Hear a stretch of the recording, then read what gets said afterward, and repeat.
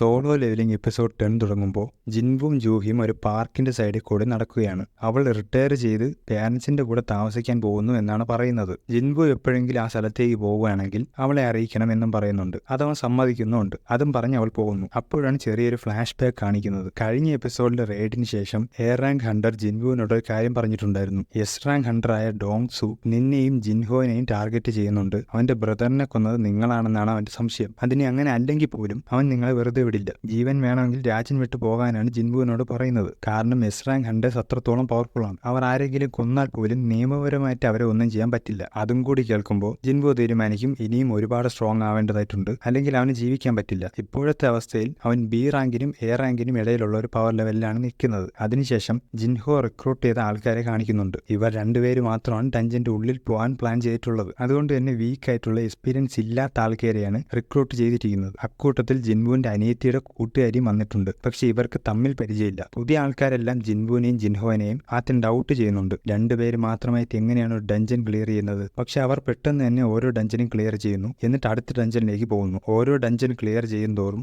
ജിൻവു level up ചെയ്തുകൊണ്ടേയിരിക്കുകയാണ്. അതിനൊപ്പം പുതിയ സ്കിൽസും കിട്ടുന്നുണ്ട്. കഴിഞ്ഞ എപ്പിസോഡിൽ ക്യാങ്ങിനെ തോൽപ്പിച്ചപ്പോൾ കിട്ടിയ സ്റ്റെൽത്തും ഇതിൽ യൂസ് ചെയ്യുന്നുണ്ട്. ഇതിന്റെ ഇടയ്ക്കാണ് ജോബ് ചേഞ്ച് ക്വസ്റ്റ് എന്നും പറഞ്ഞ് ഒരു നോട്ടിഫിക്കേഷൻ വരുന്നത്. ആ ക്വസ്റ്റ് കംപ്ലീറ്റ് ചെയ്യുമ്പോഴാണ് ജിൻവുവിന് അവന്റെ മെയിൻ പവർ കിട്ടുന്നത്. ഇതെല്ലാം നടന്നുകൊണ്ടിരിക്കുമ്പോൾ വൈറ്റ് ടൈഗർ ഗിൽഡിലെ മാനേജർ ഇവരെ കുറിച്ച് അറിയുന്നു. വൈറ്റ് ടൈഗർ ഗിൽഡ് എന്ന് പറയുന്നത് ഈ കാണുന്ന എസ് റാങ്ക് ഹണ്ടറിന്റെ ഗിൽഡാണ്. ജിൻഹോ എല്ലാ സി റാങ്ക് ഗേറ്റ്സും കൂടിയ വില കൊടുത്ത് വാങ്ങുന്നതും അത് പെട്ടെന്ന് തന്നെ എല്ലാം ക്ലിയർ ചെയ്യുന്നതും ഇയാൾ അറിയുന്നു. ഇയാൾക്ക് ജിൻവുവിനെയാണ് ഡൗട്ട്. കാരണം 3 അപകടങ്ങളാണ് ജിൻവു സർവൈവ് ചെയ്തത്. അതുകൊണ്ട് അവൻ റീഅവൈക്കൻ ചെയ്തു എന്നാണ് അയാളുടെ സംശയം. എന്തായാലും ജിൻവു നിസ്സാരക്കാരനല്ല എന്ന് മനസ്സിലാക്കി അവനെ വൈറ്റ് ടൈഗർ ഗിൽഡിലോട്ട് റിക്രൂട്ട് ചെയ്യാൻ പോകുന്നു. അത് ജിൻവു റിജക്റ്റ് ചെയ്യുന്നു എന്ന് മാത്രമല്ല, ഇവനെക്കുറിച്ചുള്ള കാര്യങ്ങൾ പുറത്താരെയും അറിയിക്കരുത് എന്ന് പറഞ്ഞ് ഇയാളെ ഭീഷണിപ്പെടുത്തുന്നുണ്ട്. ഇതുപോലുള്ള വലിയ ഗിൽഡുകളെല്ലാം സി റാങ്ക് അല്ലെങ്കിൽ ഡി റാങ്ക് ഡഞ്ചൻസ് ആണ് പുതിയ ഹണ്ടേഴ്സിന്റെ ട്രെയിനിങ്ങിന് വേണ്ടി ഉപയോഗിക്കുന്നത്. പക്ഷെ ജിൻഹോ എല്ലാ ഗേറ്റ്സും വാങ്ങിച്ചതുകൊണ്ട് അവർക്ക് ചെറിയൊരു പ്രശ്നമായിട്ടാണ് ഇരിക്കുന്നത്. അപ്പോൾ ജിൻഹോ പറയും, ഞാനൊരു 3 ഗേറ്റ് നിങ്ങൾക്ക് തരാം, പക്ഷെ ഒരെണ്ണത്തിന് 300 മില്യൺ വെച്ച് തരണം. ഒരു സി റാങ്ക് ഡഞ്ചൻ റെയ്ഡ് ചെയ്താൽ അതിൽ നിന്ന് മാക്സിമം കിട്ടുന്നത് 200 മില്യൺ ആണ്. അപ്പോൾ ജിൻഹോ പറയും, എങ്കിൽ 200 മില്യൺ തന്നാൽ മതി, 3 കൂടി 600 മില്യൺ. പക്ഷെ പിന്നീടാണ് ഇയാൾ അറിയുന്നത്